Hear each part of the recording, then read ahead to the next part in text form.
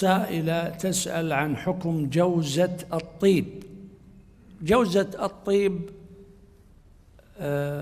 معروفة منذ القدم، نبات يطيب به أهل الطعام طعامهم لرائحتها الطيبة، معروفة، نبتة قديمة تنبت في الهند وغيرها، ويعرفها حتى الفقهاء المتقدمون، ذكرها أهل الفقه في كتبهم واختلفوا في حكمها، والجمهور على تحريمها، جمهور الفقهاء على تحريم جوزة الطيب لأن لها أثراً مخدراً، يعني هي قريبة من نبتة الحشيشة أو غيرها من النباتات التي لها أثر تخدير، لها أثر تخدير في البدن.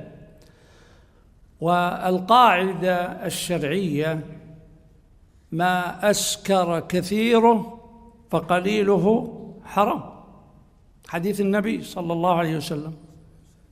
قد يقول قائل يعني إن هذه النبتة توضع في البهارات ولا يكون لها أثر تخدير.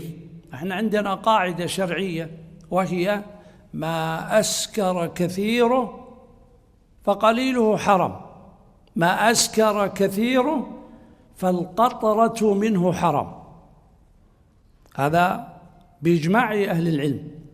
فما دام أن هذه النبتة، طبعا لو دخلت على منظمة الصحة العالمية لرأيت أنهم يصنفون هذه النبتة ضمن النباتات المخدرة، ومنعتها كثير من الدول من الدخول في الأطعمة أو في البهارات التي تباع، لكن قد توجد يعني في بعض البهارات في بلادنا، فانتبه عند شراء البهارات أن لا يكون فيها جوزة الطيب.